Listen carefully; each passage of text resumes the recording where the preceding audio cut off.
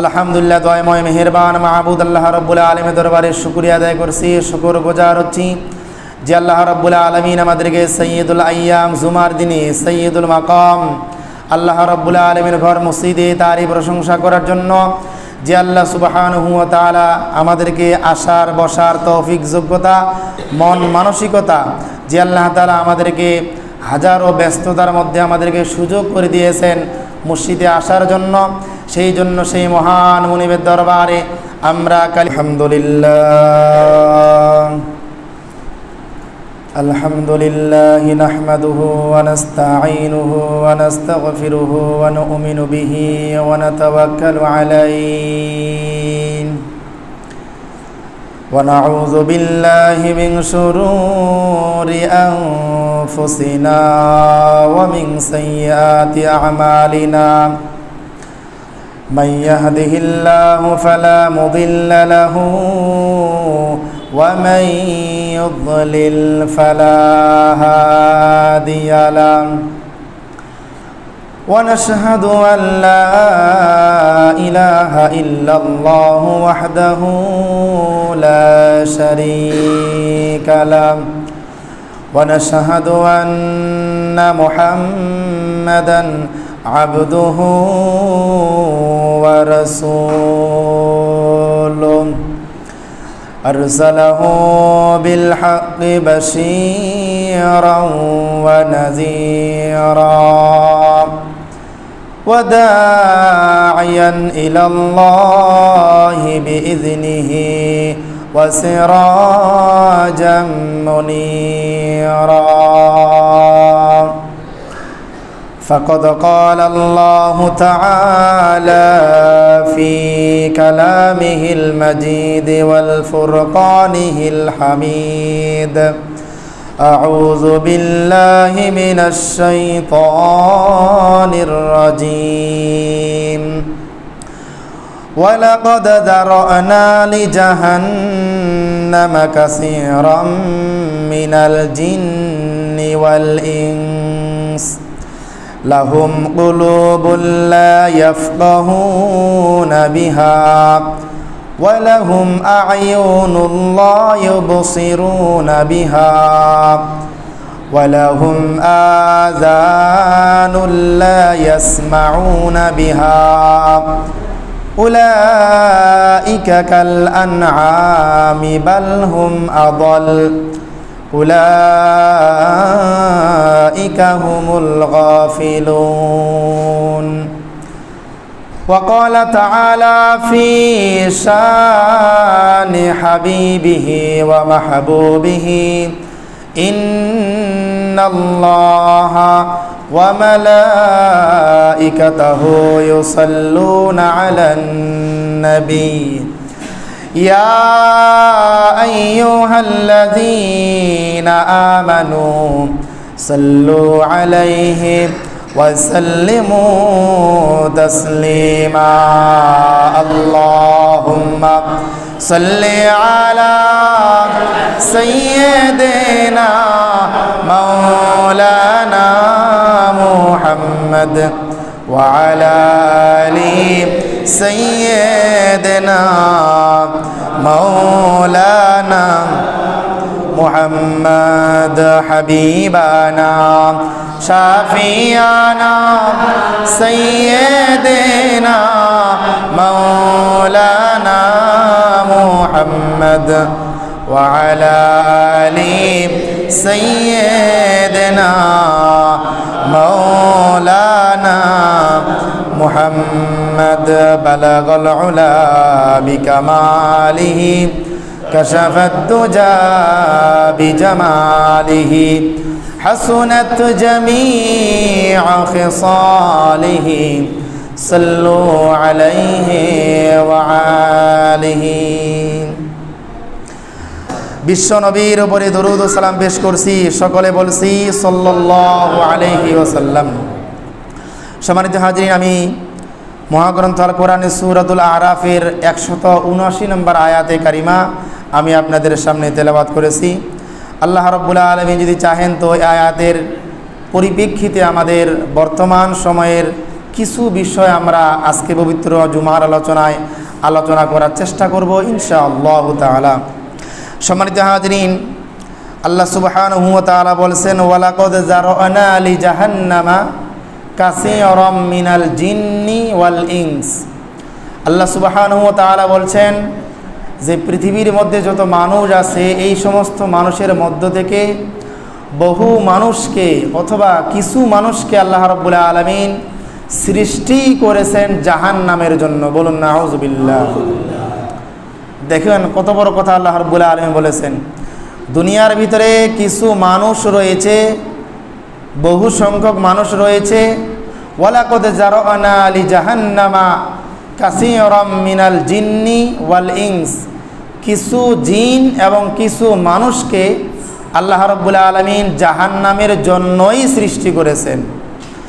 এই যাদেরকে আল্লাহ রাব্বুল আলামিন জাহান্নামের দিবেন, জাহান্নামের জন্য সৃষ্টি করেছেন, এদের মধ্য থেকে এখানে আমরা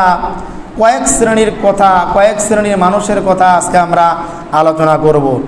এবং যেই কয়েক শ্রেণীর মানুষের কথা বলা হয়েছে যাদেরকে আল্লাহ রাব্বুল আলামিন জাহান্নামের জন্য তৈরি করেছেন বলে আল্লাহ তাআলা ঘোষণা করেছেন, আমরা যারা আজকে পবিত্র জুমার আলোচনায় আজকে যারা আমরা আলোচনা শুনবো, আমরা এখান থেকে আমাদের নিজের জীবনের সাথে আমরা হিসাব করে নেব যে ওই শ্রেণীর মানুষগুলোর মধ্যে থেকে আমরা আছি কিনা। সম্মানিত হাজিরিন, বর্তমানে বাংলাদেশের ডিগ্রিধারীর কোনো অভাব নাই, বর্তমানে বাংলাদেশে ধনী মানুষের কোনো অভাব নাই, বর্তমানে বাংলাদেশে শিল্পপতিরও কোনো অভাব নাই, এবং বড় বড় জমিদার বিত্ত বৈভবের মালিকের বর্তমানে কোনো অভাব নাই।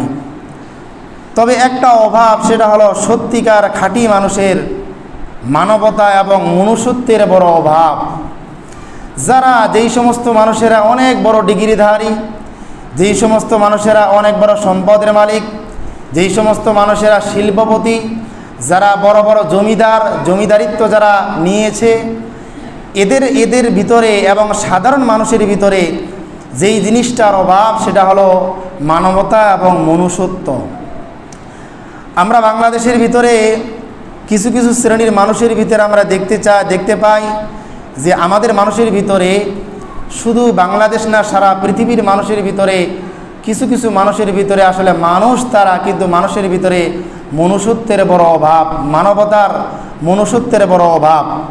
সম্মানিত হাজিরিন, আপনারা বলতে পারেন আমি যেই সমস্ত শ্রেণীর কথাগুলো বললাম এরাও কিন্তু মানুষ।